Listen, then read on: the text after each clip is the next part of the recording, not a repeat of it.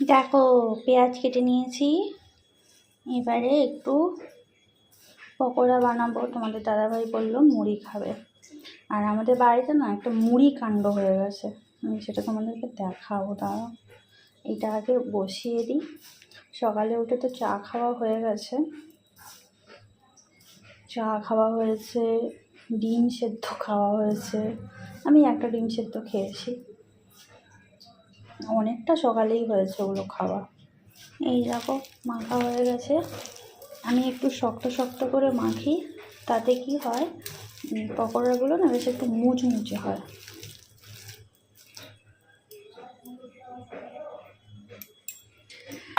আর এদিকে তেল দিয়েছি, তেলটা আগের দিনে আমি পকোড়া করেছিলাম সেই তেলটাই ছিল, তো সেটাই বসিয়ে দিলাম। বেশি তেল ঢাললে না ওই পোড়া তেলগুলো তো বেশি দিন খাওয়াটা ঠিক নয়, সেই জন্য আমি আর এক্সট্রা তেল দিলাম না।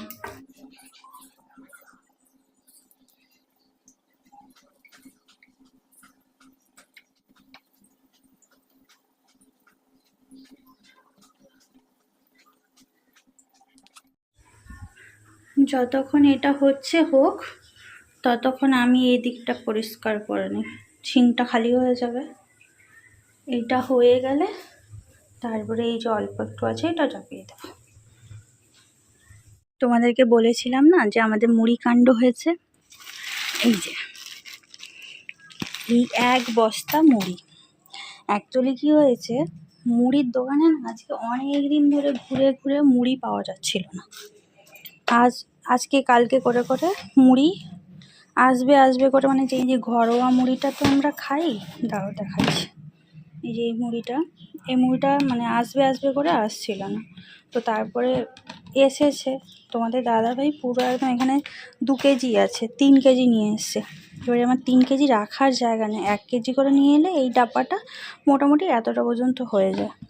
আমাকে জিজ্ঞাসাও করেন, নিয়ে চলে আসছে, বলছে মুড়ি খালি দিচ্ছে না, পাওয়া যাচ্ছে না, ওই জন্য বেশি করে নিয়ে চলে এসেছি। তো কী আর করব, তখন বাধ্য হয়ে এখানে 1 প্যাকেট ঢেলেছি, আর ওই প্যাকেট শুদ্ধ ওই বস্তার মধ্যে এটাতে চাল ছিল, চালটা শেষ হয়ে গেছে, তো সেই বস্তার মধ্যে ভালো করে ঢুকিয়ে বেঁধে রেখেছি। না হলে তো এটা মানে এখন তো মাঝে মাঝে বৃষ্টি হচ্ছে, মিয়ে যেতে পারে, তো সেই কারণে ওই জন্যই বললাম মুড়ি কাণ্ড হয়ে গেছে। এই যে হয়ে গেছে। আর এই যে এখানে প্রথমে কিছুটা হয়েছিল, শসা কেটে নিয়েছি, আর এই যে এখানে এইটা হয়ে গেলে খেতে দিয়ে দেবো।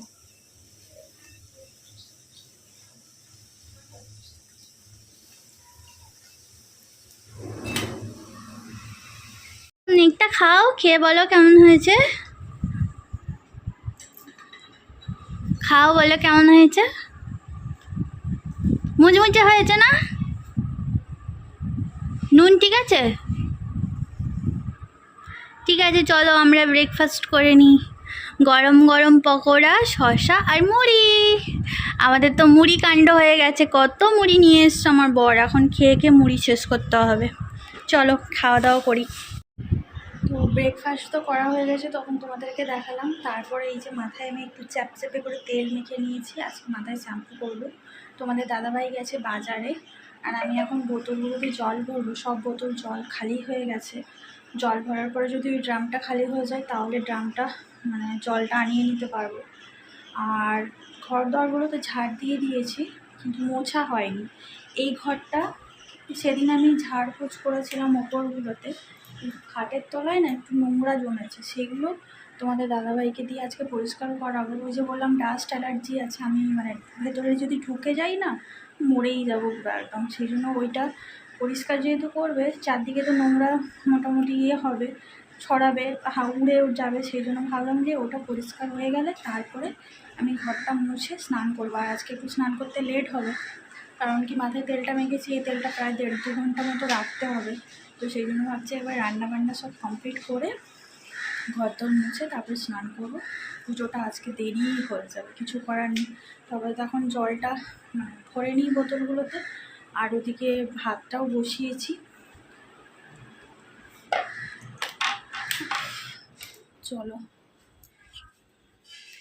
আর দেখো এইদিকে জানলাটা খুলেছি, কত ভালো লাগছে। দুটো খুলে দিলে হয়, কিন্তু বেড়াল চলে আসতে পারে, বেড়াল, তারপরে নোংরাও উড়ে আসে। একটা খোলা থাকলেই ঠিক আছে। আর এই দিকটা খোলা ছিল, এই দিকটা বন্ধ করে দিয়েছি, কারণ ওই দিকে রং হচ্ছে তো, ওই ঘষাঘষি করছে, নোংরাগুলো উড়ে আসছে, সেই কারণে। আবার তখন জলগুলো ভরি। দেখো ভাতটা সবে বসিয়েছি, ভাতটা হচ্ছে, ততক্ষণে আমি জলগুলো ভরে নেব। সিঙ্ক খালি করে দিয়েছিলাম, শুধু এই প্লেটটা পড়ে আছে, এটা একটু ধুতে হবে। আর এই যে সব বোতলগুলোকে একসাথে জড়ো করে নিয়েছি। তোমাদেরকে একটা ভিডিওতে বলেছিলাম না যে কাচের বোতল কিনতে গিয়েছিলাম, পেলাম না, অনলাইন থেকে কাচের বোতল কিনেছি। তো তারপরে না তোমাদেরকে আমি দেখাতেই ভুলে গেছি। এই বোতলগুলো কিনেছি, এই যে এইগুলো 6টা ছিল, 6টা না সরি 4টে ছিল, একটা বাড়িতে রেখে এসেছি। আর এগুলো 2টো কিনেছিলাম, আর এটারও 2টো। এখানে দুধ রাখি, আর এইটাতে আমি ডিটক্স ওয়াটার খাই বলে এইটাতে রাখি। তো এই হচ্ছে বোতল। আরও এইগুলো আমি 4টে কিনেছি। এইগুলো যখন আমি কিনেছিলাম না, খুব অফারে পেয়েছিলাম, 116 টাকাতে 4টে পেয়েছিলাম। আর এইগুলো পড়েছিল মনে হয় ওই 180-90 টাকা, কিন্তু এগুলোর এখন অরিজিনাল প্রাইস অনেক হয়ে গেছে। আর এইটা একটু বেশি দাম নিয়েছিল, এটা হচ্ছে তোমার ওই 260-70 এরকমই হবে। তবে এই বোতলগুলো মোটামুটি কম প্রাইসে পেয়েছি। আরও সেলোর 3টে বোতল কিনেছি, সেগুলো আমি তোমাদেরকে পরে দেখাবো। আমি ভুলেই গেছিলাম তোমাদের সাথে শেয়ার করতে। এখন যখন জল ভরতে এলাম, ভাবলাম যে না একবার দেখিয়ে দিই। মোটামুটি প্লাস্টিকের বোতল সব আমি ফেলে দিয়েছি, শুধু এই 3টে প্লাস্টিকের বোতল আছে। এটা তো আমরা সিকিম থেকে, মানে সিকিমে কিনেছিলাম, সিকিমের স্মৃতি হিসাবে এটা আছে। আর এটা যেহেতু মোটামুটি একটু ভালো আছে, নতুন নতুন, আর এইটা কিছুদিন ইউজ করে ফেলে দেবো। এই দুটো ফেলেই দেব। তো মোটামুটি আমি এখন আর প্লাস্টিকের বোতল ইউজ করছি না সেভাবে, চেষ্টা করছি যতটা সম্ভব কাচের বোতল। আর এগুলোতে জল খেতেও যেমন ভালো লাগে, দেখতেও ভালো লাগে, তাই না? তো চলো বেশি কথা না বলে ঝটপট করে জলটা ভরে নিই।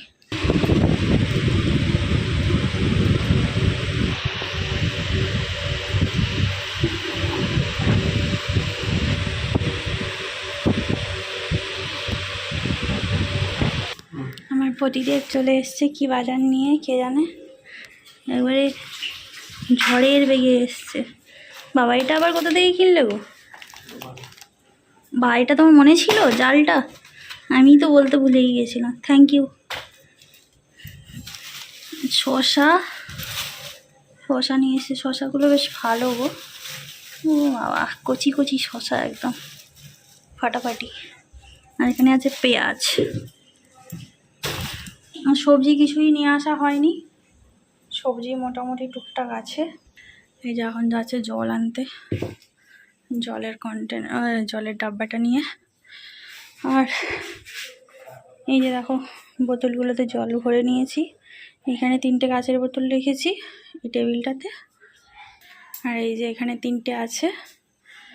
আজকে আর ডিটক্স ওয়াটারটা খাচ্ছি না, যার কারণে বোতলটাতে জল ভরে রেখে দিয়েছি। এই হচ্ছে অবস্থা। আর এইদিকে দেখো আমার গাছের সম্ভার। এই যে কালকে না আমি এই মানি প্ল্যান্টটাকে নতুন করে এখানটায় বসিয়েছি। এটা আমি না রান্নাঘরে রাখবো, এই ছোটোটা।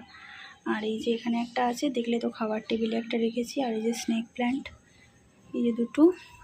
আর এই যে পিঙ্ক লিপস্টিক বলে না একটা, ওইটা আমি নতুন করে একটা চারা করেছি।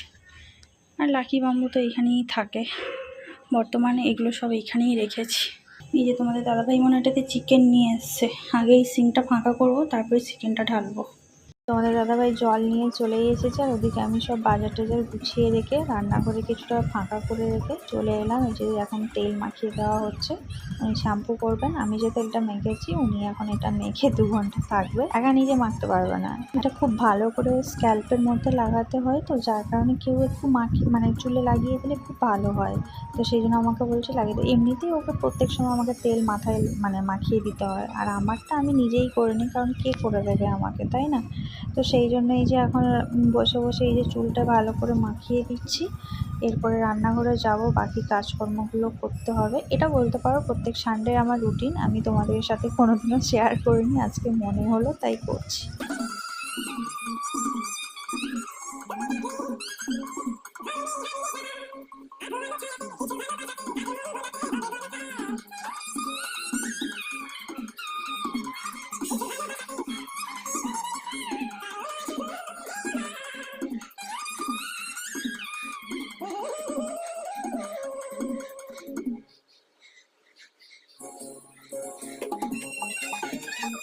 এই যে আলু ভাজার জন্য আলু ভেজে নিয়েছি, ডাল অলরেডি সেদ্ধ হয়ে গেছে, আর কারি পাতা দিয়ে ডাল করব। কারি পাতাটাও কুচিয়ে নিয়েছি।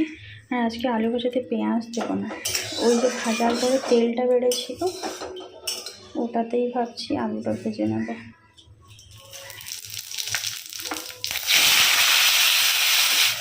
এই যে নেড়ে নিয়েছি, ঢাকা দিয়ে দিই।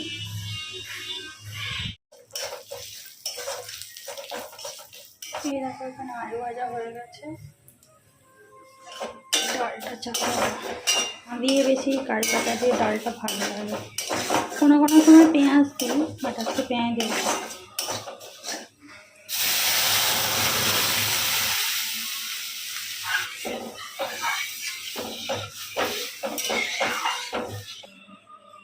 নাই এখনো চলছে।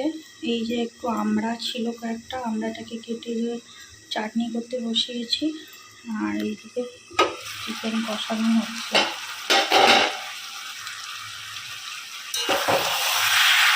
মোবাইলে চার্জ ছিল না, তাই যখন চিকেনটা বসাচ্ছিলাম তখন আর ভিডিও ক্লিক করতে পারিনি। মোবাইলটা একটু চার্জ হলো তারপর দিলাম। এই হচ্ছে ডাল,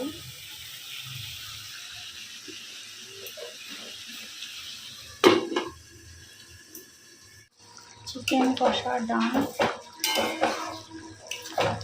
চাটনি ও ডাল। আর আমার বর এদিকে কাজ করছে। এখানে রং করা হয়েছিল না, এই হাতা রাখার এটা এখানটা বাঁধা ছিল, খুলে দেওয়া হয়েছিল। আর অ্যাডজাস্ট ফ্যানটা বাঁধা ছিল, খুলে দেওয়া হয়েছিল, তো সেটা এখন লাগিয়ে দিলাম। নাহলে না রান্নার গ্যাসটা বেরোয় না, ঘরটা বিশাল গরম হয়ে যায়। আর এখানে আমার প্লেটগুলো থাকে, সেটাই যে এখানে বেঁধে দিচ্ছি, কারণ রাখার জায়গা নেই তো, দেওয়ালেও তো এগুলো ফুটো করাটা ঠিক নয়, তো সেই জন্য এইখানেই ছিল, এখানেই সেট করে দিচ্ছি। ছোটো ছোটো প্লেটগুলো আমার থাকে এখানে।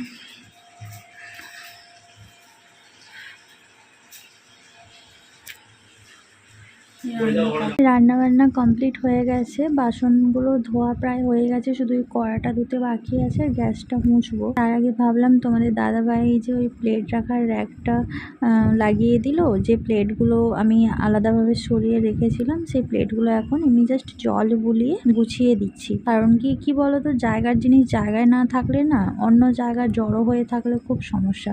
আর যেহেতু রান্না বান্না কমপ্লিট হয়ে গেছে, তাই ভাবলাম এই যে ধোয়াধুয়ি কাজগুলো এখনই করে নিই, তারপরে আমি স্নান করতে যাব। এই হ্যাঙ্গিং স্ট্যান্ডটাও লাগিয়ে দিয়েছে, তো সেই জন্য এই হাতা খুন্তিগুলো এই কদিন ধরে বালতির মধ্যে এইভাবে রেখেছিলাম। এখানে না কয়েকটা রাখবো, বাকি যেগুলো আছে সেগুলো ভাবছি তুলে রেখে দেবো, কারণ এতগুলো লাগে না। মাঝে মধ্যে লেগে যায়, দুটো করে খুন্তি লেগে যায়, ওই দুটো খুন্তি রেখে বাকিগুলো ভাবছি তুলে দেবো। নাহলে কি বলতো, বাইরে থাকলে না বেশি ধুলো ময়লা হবে, প্রত্যেকবারে আমাকে ধুয়ে গুছাতে হয়, আর অতগুলো না রাখাই ভালো, কোনো দরকার নেই। তো সেই জন্য বেছে বেছে যেগুলো লাগবে সেগুলো রেখে বাকিগুলো এই ছোট বালতিটাতে রেখে দিলাম। ভালো করে জল ঝরিয়ে শুকিয়ে গেলে এগুলো একটা পেপারের মধ্যে ভরে, ওই যে দেখতে পাচ্ছ আমার শোকেসটা, ওটার মধ্যে ভরে দেবো। যে কোনো জিনিস না রান্নাঘরে বাইরে বেশি থাকলে একটাই সমস্যা হয়, কি বলতো, তেল চেটচিটে, এটাই হচ্ছে প্রবলেম, আর কিছুই নয়। এই যে কড়াটা মাজা হয়ে গেছে, এখন গ্যাসটাকেও খুব ভালো করে স্কচ ব্রাইট দিয়ে পরিষ্কার করে নিলাম। রান্নার সময় তো এমনিতে তেল মানে চারদিকে ছিটিয়ে যায়, এবার প্রত্যেকদিন যদি না এগুলো পরিষ্কার করে রাখা হয় না, প্রচন্ড চ্যাটচেটে হয়ে যায়। তো ওই জন্য রান্নার পরে প্রত্যেক দিনই আমি খুব ভালো করে পরিষ্কার করে নিই। রান্নাঘরের কাজ কমপ্লিট, স্নান করে পুজো করে তারপরে আসছি তোমাদের সঙ্গে।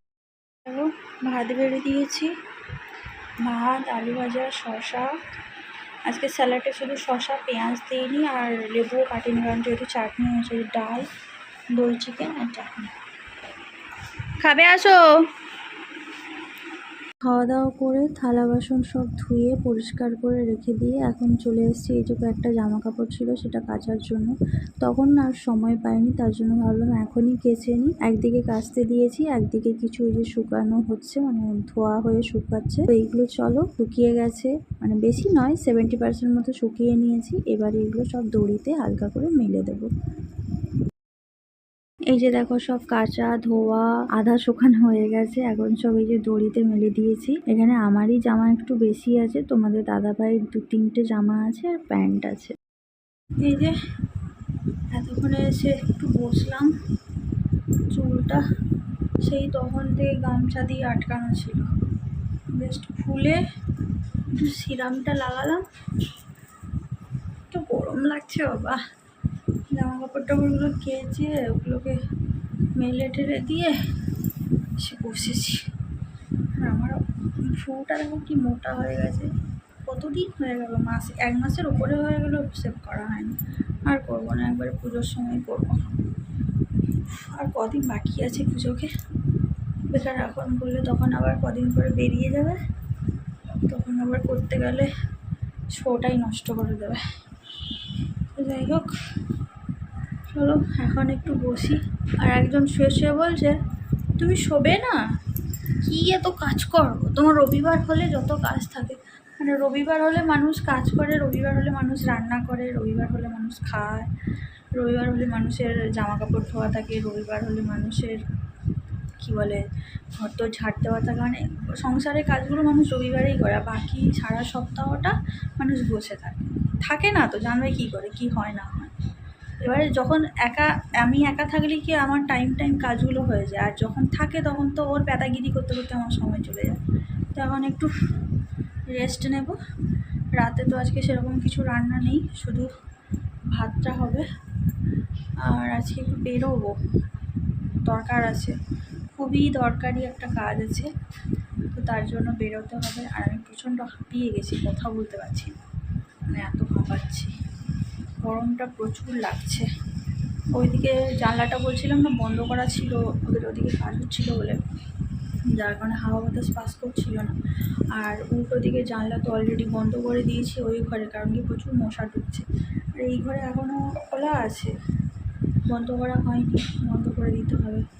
কারণ এখন বাজে প্রায়, এখন অনেক বেলা হয়ে গেছে, 3টে মতো বাজে। এখন যদি এগুলো না বন্ধ করি না, মশা একদম ঢুকে মানে অবস্থা খারাপ করে দেবে। কালকে এরকম হয়েছিল, অনেকক্ষণ খোলা ছিল, সন্ধ্যের দিকে বন্ধ করেছি, কি মশা বাপরে, বড় বড় সেই হেলিকপ্টারের মতো মশা, ভেজা, কখন শুকাবে কে জানে। মাথার চুলগুলো সব উঠে মনে হচ্ছে এরপরে টাকলু হয়ে যাবে, মানে এরপরে আর মাথায় চুল দেখা যাবে না, এবারে মাথার টাক দেখা যাবে। এই সামনেগুলো তো উঠে পুরো ফাঁকা হয়ে গেছে। আর এই সবসময় স্মৃতি করে এই স্মৃতি চওড়া হয়ে গেছে, ওই জন্য আমি এখন আর মানে মাঝখানে স্মৃতি করছি না, এই সাইডে স্মৃতি করছি। সামনের দিকে ফাঁকা হয়ে গেলে না খুব বাজে লাগে, এই জায়গাটায় কোনো কিছু স্টাইল করা যায় না, বা কোনো কিছু চুলটা বাঁধলে এই জায়গাটা সবসময় ফাঁকা হয়ে যাবে। চলো এখন একটু রেস্ট নিই, পরে আবার কথা হবে। দেখো অনলাইনে সোনা অর্ডার করেছি, সোনা জীবনে প্রথমবার অর্ডার করলাম। হ্যাঁ, আর একটা করে দেখি, তো আবার নিজের জন্য নয়, অন্যের জন্য। খুলতে তো ভালো লাগে, তাই না? সোনা, পুরো সোনা।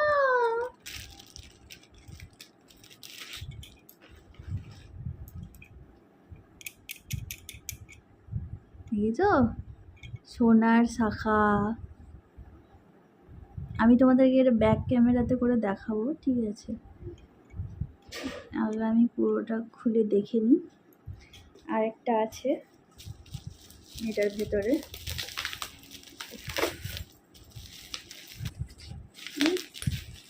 ফাটানোর মতো বাবলসগুলো নেই, সব চুপকে গেছে।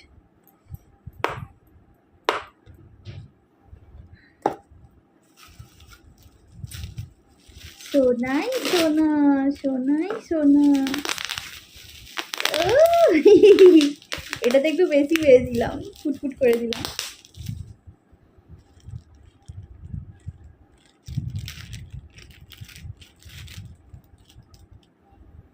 বাহ, দারুণ এসছে, ফাটাফাটি, অসাধারণ। এই যে দেখো, পুরো দেখো অরিজিনাল সোনা, মানে আমি তোমাদের মানে ক্যামেরাতে জানি না কতটা দেখাচ্ছে, বাট পুরো গোল্ড, মানে গোল্ডের কালার যেরকম পুরো সেম টু সেম। আর ডিজাইনগুলো দারুণ তুলেছে, সুন্দর তুলেছে। আর দেখো এই শাঁখাগুলো তো সবই অরিজিনাল শাঁখা, আর পলাগুলো সুন্দর, দেখো পলার সাইডে ডিজাইন করা, খুবই সুন্দর।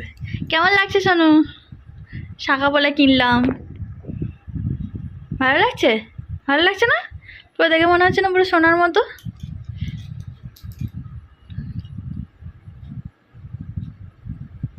ভালো হয়েছে না ঠকা হয়ে গেছে?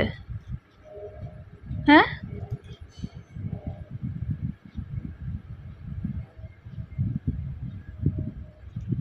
শাখাগুলো কিন্তু হয়ে যাবে। ঠিক আছে, যাক, দারুণ হয়েছে সত্যি বন্ধুরা। দেখো, দাঁড়া আমি তোমাদেরকে একটু ভালো করে দেখাই।